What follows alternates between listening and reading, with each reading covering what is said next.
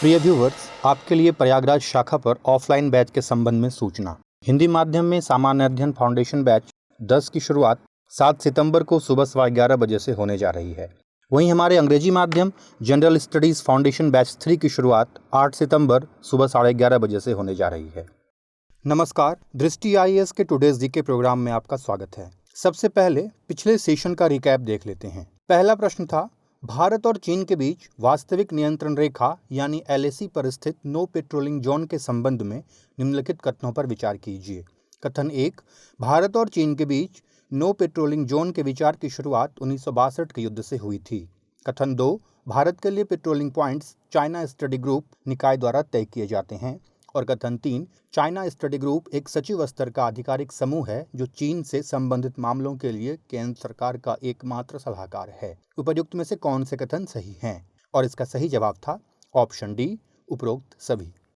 अगला प्रश्न था, हाल ही में ओडिशा सरकार ने 8,000 करोड़ रुपए की महत्वाकांक्षी तटीय राजमार्ग प्रोजेक्ट को अपनी सहमति दी है। इस प्रोजेक्ट के संबंध में निम्नलिखित कथनों पर विचार कीजिए। कथन 1, यह तटीय राजमार्ग ओडिशा के टांगी को पश्चिम बंगाल के कोलकाता से जोड़ेगा। कथन 2, यह तटीय राजमार्ग प्रोजेक्ट केंद्र सरकार की भारतमाला परियोजना के तहत प्रस्तावित है और इसका कार्यान्वयन भारतीय राष्ट्रीय राजमार्ग प्राधिकरण यानी NHAI करेगा। उपयुक्त में से कौन सा अथवा से कथन सही है अथवा हैं? और इसका सही जवाब था ऑप्शन बी, केवल 2। अगला प्रश्न था, PM दक्ष पोर्टल के संबंध में निम्नलिखित कथनों पर विचार कीजिए। कथन 1, इसे विज्ञान और प्रौद्योगिकी मंत्रालय ने नेशनल ई गवर्नेंस डिवीजन के सहयोग से विकसित किया है। कथन 2, इसका उद्देश्य कौशल विकास योजनाओं को लक्षित समूहों तक पहुंचाना है। और कथन 3, सामाजिक न्याय एवं अधिकारिता मंत्रालय के माध्यम से वर्ष 2020-21 से प्रधानमंत्री दक्षता और कुशलता संपन्न हितग्राही योजना का क्रियान्वयन किया जा रहा है। उपर्युक्त में से कौन सा अथवा से कथन सही है अथवा हैं? और इसका सही जवाब था ऑप्शन सी, केवल 2 और 3। अगला प्रश्न था, भारत छोड़ो आंदोलन के संबंध में निम्नलिखित कथनों पर विचार कीजिए। कथन 1, 8 अगस्त 1942 को महात्मा गांधी ने अखिल भारतीय कांग्रेस कमेटी के बॉम्बे अधिवेशन में भारत छोड़ो आंदोलन की शुरुआत की। कथन 2, भारत छोड़ो का नारा अरुणा आसफ अली ने गढ़ा था। और कथन 3, अंग्रेजों ने भारत छोड़ो आंदोलन को हिंसक रूप से दबा दिया था। उपर्युक्त में से कौन सा अथवा से कथन सही है अथवा हैं? और इस प्रश्न का सही जवाब था ऑप्शन सी, केवल 1 और 3। अगला प्रश्न था, हाल ही में खबरों में रहा पेंसीलुंगपा ग्लेशियर निम्नलिखित में से किस राज्य अथवा संघ राज्य क्षेत्र में स्थित है? और इसका सही जवाब था ऑप्शन ए, लद्दाख। अगला प्रश्न था, राष्ट्रीय कंपनी कानून अपीलीय न्यायाधिकरण NCLAT के संबंध में निम्नलिखित कथनों पर विचार कीजिए। कथन 1, NCLAT insolvency and bankruptcy code 2016 की धारा 61 के तहत नेशनल कंपनी लॉ ट्रिब्यूनल द्वारा पारित आदेशों के खिलाफ अपील की सुनवाई के लिए अपीलीय न्यायाधिकरण है। कथन 2, NCLAT भारतीय प्रतिस्पर्धा आयोग यानी CCI द्वारा जारी किसी भी निर्देश, निर्णय या आदेश के खिलाफ अपीलों को सुनने और निपटाने के लिए अपीलीय न्यायाधिकरण भी है। उपर्युक्त में से कौन सा अथवा से कथन सही है अथवा हैं? और इसका सही जवाब था ऑप्शन सी, 1 और 2 दोनों।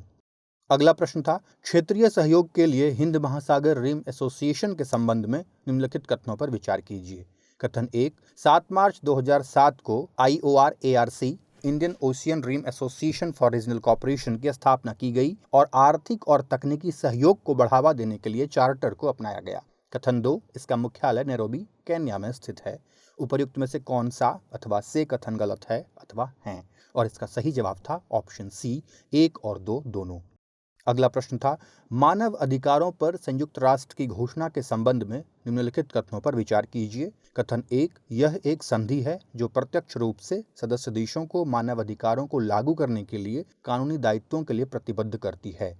कथन 2, भारत इसके प्रारूप निर्माण में सक्रिय भागीदार था। उपर्युक्त में से कौन सा अथवा से कथन सही है अथवा हैं? और इसका सही जवाब था ऑप्शन बी, केवल 2।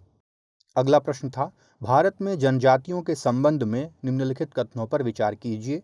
कथन 1, 2011 की जनगणना के अनुसार भारत की जनजातीय आबादी 8.6% है। कथन 2, भारत में 700 से अधिक जनजाति समूह हैं, जिनमें से लगभग 25 विशेष रूप से कमजोर जनजातीय समूह यानी PVTG हैं। और कथन 3, भारत का सबसे बड़ा जनजाति समूह कोल जनजाति समूह है। उपर्युक्त में से कौन सा अथवा से कथन सही है अथवा हैं? और इसका सही जवाब था ऑप्शन सी, केवल एक। अंतिम प्रश्न था सुंदरबन के संबंध में निम्नलिखित कथनों पर विचार कीजिए। कथन एक, इसे 2001 में यूनेस्को द्वारा बायोस्फीयर रिजर्व के रूप में नामित किया गया था। कथन दो, सुंदरबन डेल्टा दुनिया के 3 मैंग्रोव वनों में से एक है जिसमें बाघ रहते हैं। उपर्युक्त में से कौन सा अथवा से कथन सही है अथवा हैं? और इसका सही जवाब था ऑप्शन ए, केवल एक। शुरुआत करते हैं आज के सेशन की और सबसे पहले देखते हैं अभ्यास प्रश्न। निम्नलिखित कथनों पर विचार करें। कथन एक, ICMR NIRRH के एक नए अध्ययन के अनुसार भारत दुनिया में सर्पदंश के मामलों में दूसरे स्थान पर है। कथन दो, विश्व स्वास्थ्य संगठन WHO ने सांप के काटने से फैलने वाले जहर को उच्च प्राथमिकता वाले उपेक्षित उष्णकटिबंधीय रोग के रूप में वर्गीकृत किया है। उपर्युक्त कथनों में से कौन सा अथवा से गलत है अथवा हैं? और इसका सही जवाब है केवल एक। Indian council of medical research, national institute for research in reproductive health यानी ICMR NIRHH और लोक स्वास्थ्य विभाग महाराष्ट्र के नए अध्ययन के अनुसार भारत में 2000 से 2019 तक सर्पदंश से अनुमानित 12 लाख मौतें हुई हैं, जो प्रतिवर्ष औसतन 58,000 है। इस अध्ययन के अनुसार भारत में सर्पदंश के सबसे अधिक मामले हैं। वैश्विक स्तर पर सर्पदंश से होने वाली मौतों का लगभग 50% हिस्सा भारत में है। विश्व स्वास्थ्य संगठन यानी WHO ने सांप के काटने से फैलने वाले जहर को उच्च प्राथमिकता वाले उपेक्षित उष्णकटिबंधीय रोग के रूप में वर्गीकृत किया है।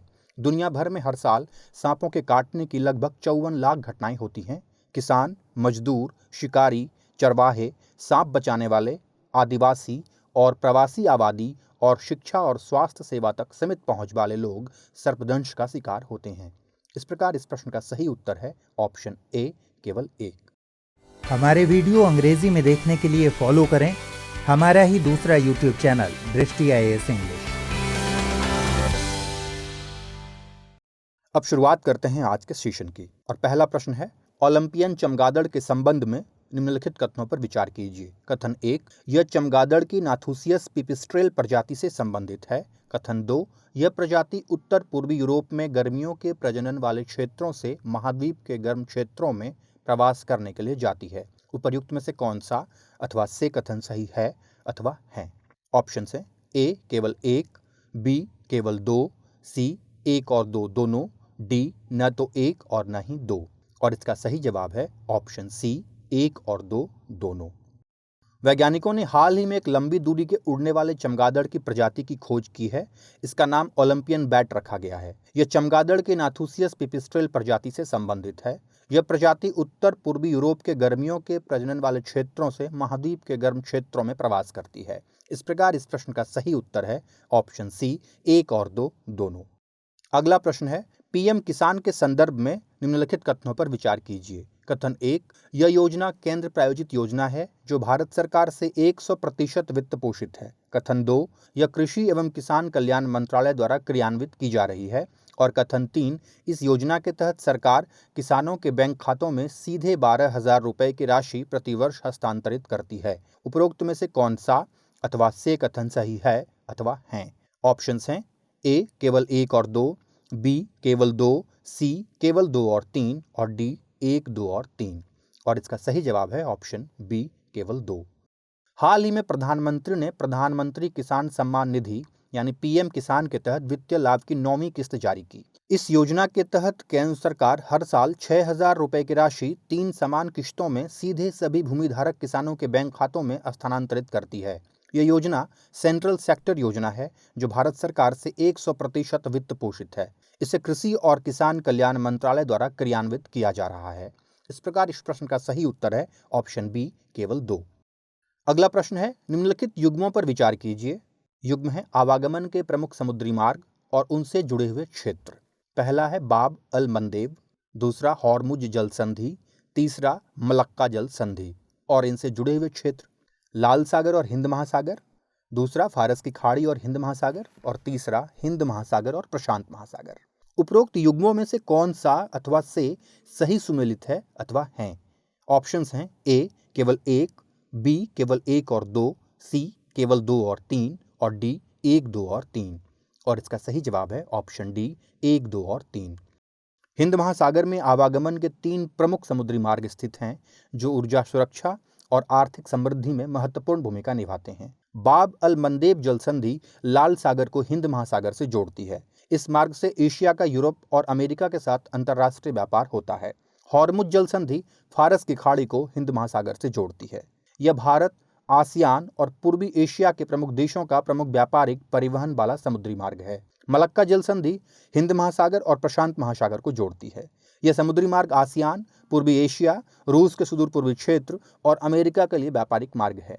इस प्रकार इस प्रश्न का सही उत्तर है ऑप्शन डी 1, 2 और 3।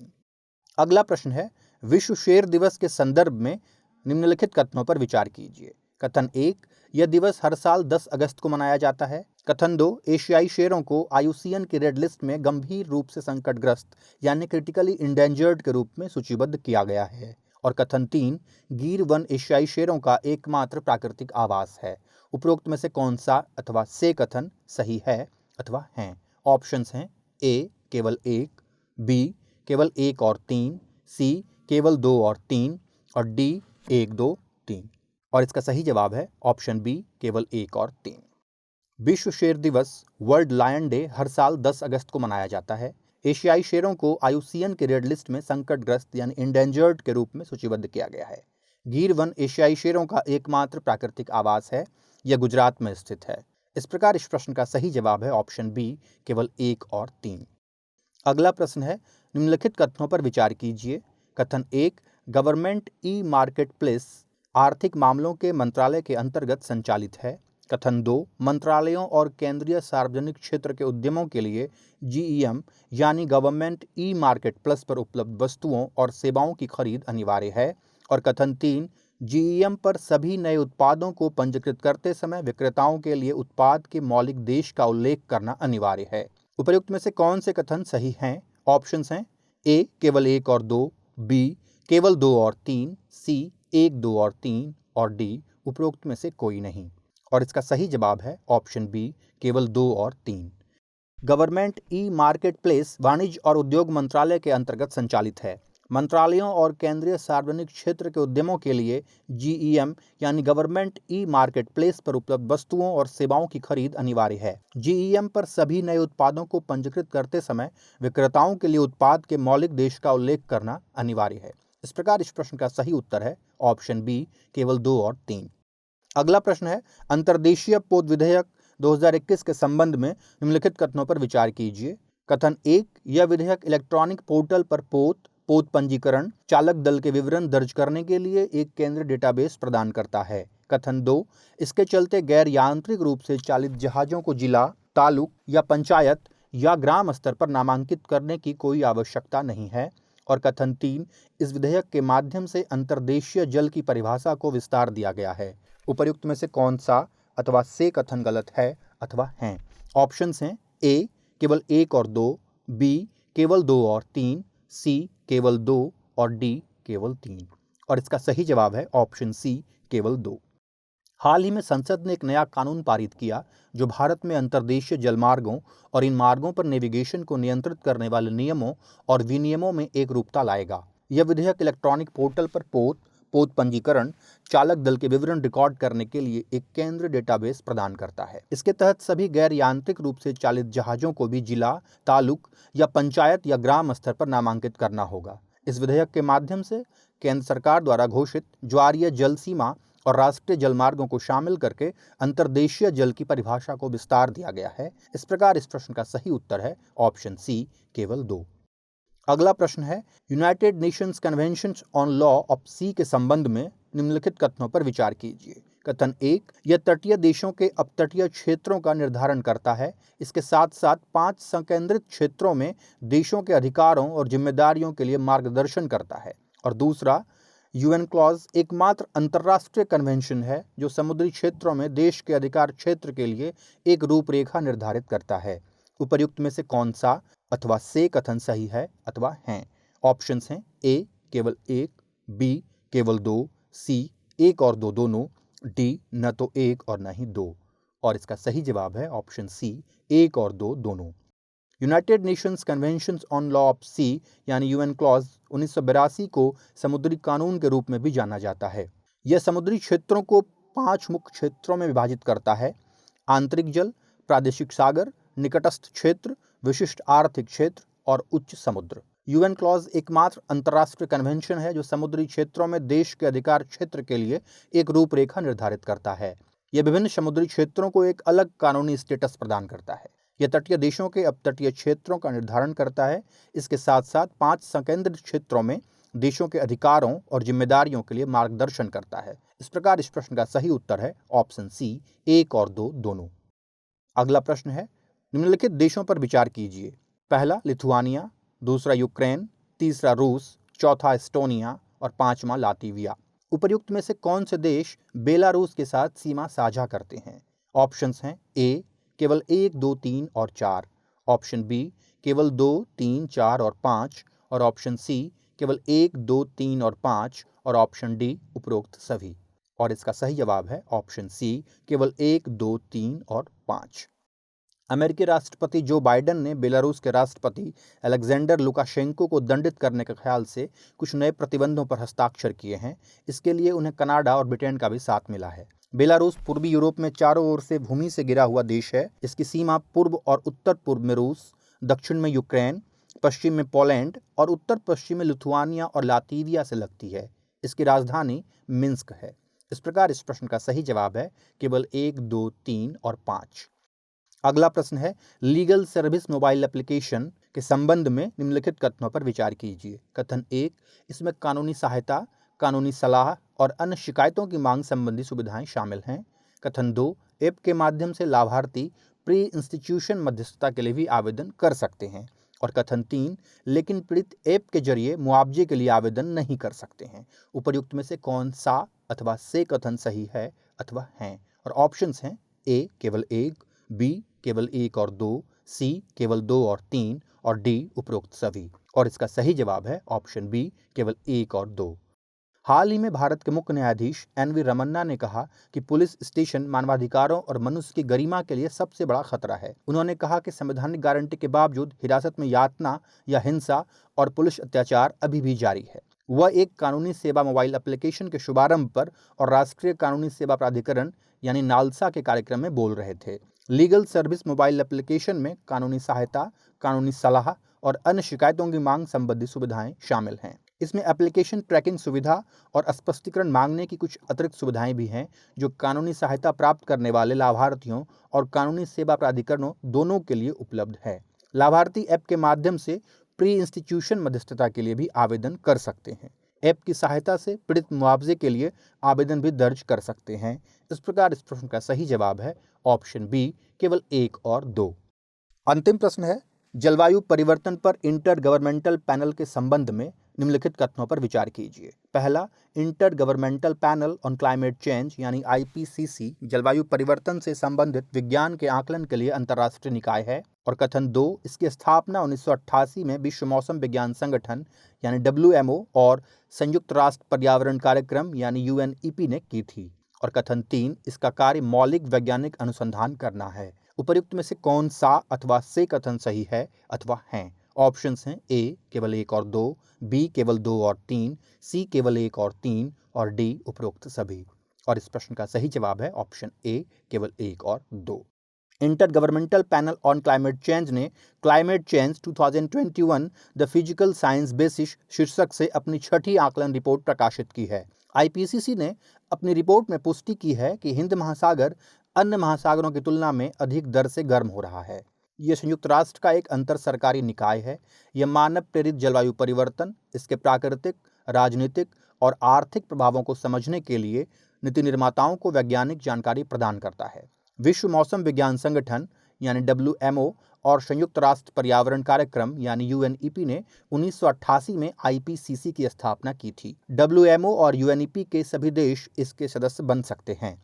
IPCC मौलिक शोध नहीं करता है। यह स्वयं जलवायु या संबंधित घटनाओं की निगरानी नहीं करता है। इस प्रकार इस प्रश्न का सही जवाब है ऑप्शन ए, केवल 1 और 2। अब बारी है आज के अभ्यास प्रश्न की। निम्नलिखित कथनों पर विचार कीजिए। पहला, उन्होंने प्रजा सोशलिस्ट पार्टी का गठन किया। दूसरा, वह भूदान यज्ञ आंदोलन से जुड़े हुए थे। तीसरा, उन्होंने संपूर्ण क्रांति का आह्वान किया। उपरोक्त कथन सबसे उपयुक्त रूप से निम्नलिखित में से किस भारतीय राजनीतिक नेता का वर्णन करते हैं? ऑप्शंस हैं ए विनोबा भावे, बी जयप्रकाश नारायण, सी लोकमान तिलक और डी MN रॉय। उत्तर हमें कमेंट सेक्शन में जरूर भेजिएगा। अगले सेशन में फिर मिलते हैं। शुक्रिया। प्रिय व्यूवर्स, इसी टॉपिक को इंग्लिश में देखने के लिए देखिए हमारा दृष्टि IAS इंग्लिश यूट्यूब चैनल और पाइए लेटेस्ट अपडेट।